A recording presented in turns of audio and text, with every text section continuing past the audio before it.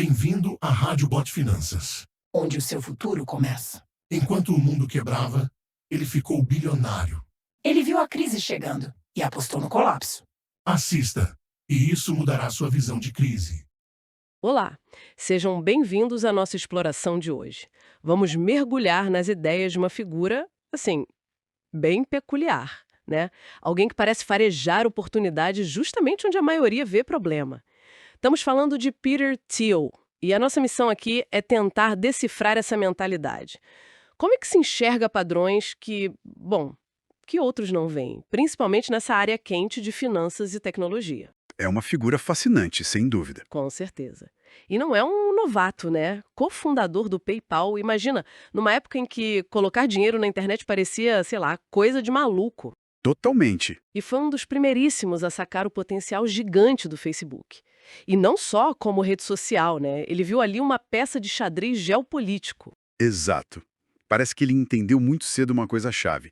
Quem domina os dados, bom, tem uma vantagem enorme no jogo do dinheiro. É isso. Vamos tentar entender essa lógica, então. O que me chama muita atenção logo de cara é essa filosofia dele. É quase radical, sabe? Buscar um crescimento tipo 10 vezes maior, o famoso 10x. Ele não quer só melhorar um pouquinho uns 10%. Não. Ele busca aquilo que vai redefinir o jogo mesmo. E o mais curioso é onde ele parece encontrar esse potencial, né? Muitas vezes na instabilidade, no caos até. Exatamente. Ele parece ter um radar para isso. Para onde o observador comum vê só confusão, ele talvez enxergue o nascimento de algo novo. Isso me lembra direto a crise de 2008. O mundo caindo, pânico geral, todo mundo vendendo tudo. Sim, o discurso era de retração total. E ele, parece que foi na contramão, ao invés de fugir do risco, talvez ele tenha visto ali uma aceleração de tendências que já estavam vindo, né? O digital ganhando mais força, a importância dos dados crescendo, talvez até os primeiros sinais da descentralização que a gente vê mais hoje. É uma leitura interessante. Ele apostou nisso enquanto outros estavam, liquidando as posições a qualquer preço. Mas fica a pergunta, como ele diferencia, tipo, o caos que só destrói daquele caos que, na verdade, está criando algo novo? É sorte? Intuição? Olha, a análise que a gente tem sugere que não é só um chute no escuro, não. Parece envolver uma leitura bem profunda, sabe? Das dinâmicas de poder, de tecnologia. Ele parece focar muito no que está por baixo da superfície. Não só o aplicativo que está na moda, mas a infraestrutura por trás, o controle dos dados, as redes que se formam. Entendi. É olhar a fundação, não só a fachada. Isso. E o ponto crucial, parece, é como ele conecta tudo isso com os movimentos geopolíticos, a percepção de que tecnologia, dinheiro e poder global estão, assim, totalmente interligados.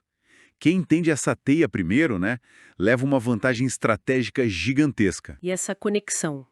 Geopolítica, tecnologia, finanças, nossa, parece que hoje está mais na cara do que nunca, certo? Com certeza. A gente vê essa corrida pela inteligência artificial, a tensão global por causa de dados, semicondutores, a própria ideia de moedas digitais, finanças descentralizadas, o tal do DeFi. São todas arenas onde essa mesmíssima lógica está em jogo agora.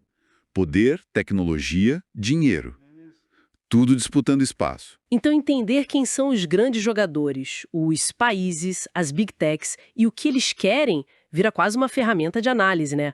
Para entender risco e oportunidade. Exatamente. Isso leva para uma questão mais prática, que talvez muita gente esteja pensando. Tá, mas eu não tenho bilhões como ele. Sim. Como é que essa mentalidade pode ser útil para quem não está nesse nível de jogo? A essência, eu acho, não está no volume do dinheiro. Está na forma de analisar o cenário. É tipo, aplicar uma lente diferente para olhar o mundo financeiro e tecnológico. A gente pode pensar em alguns passos, talvez inspirados nessa abordagem. Interessante.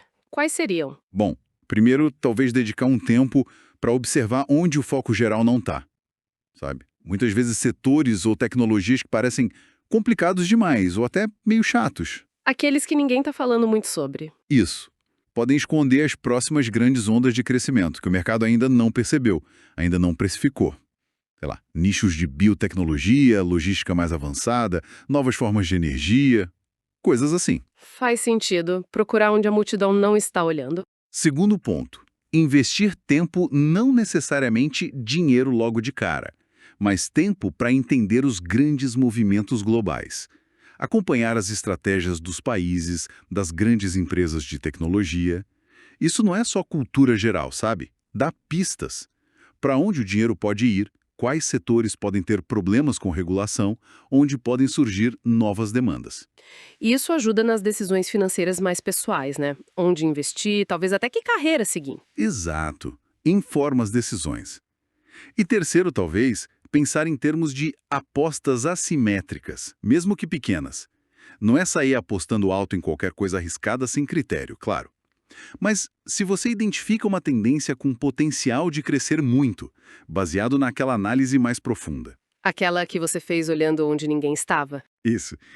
Talvez valha alocar uma pequena parte dos seus recursos ou do seu tempo ali.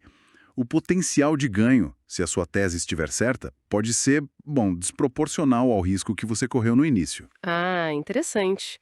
Isso desafia um pouco a forma como a gente costuma pensar sobre risco e retorno no planejamento financeiro, né? Desafia.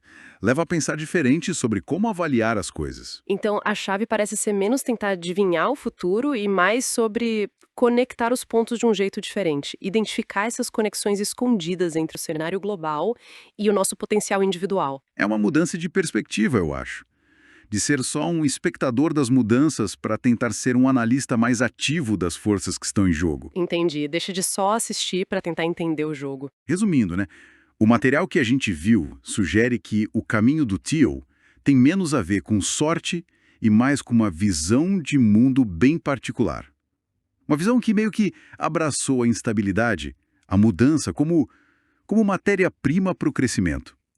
Justamente numa época em que a maioria pedia previsibilidade, queria a volta do normal. Verdade.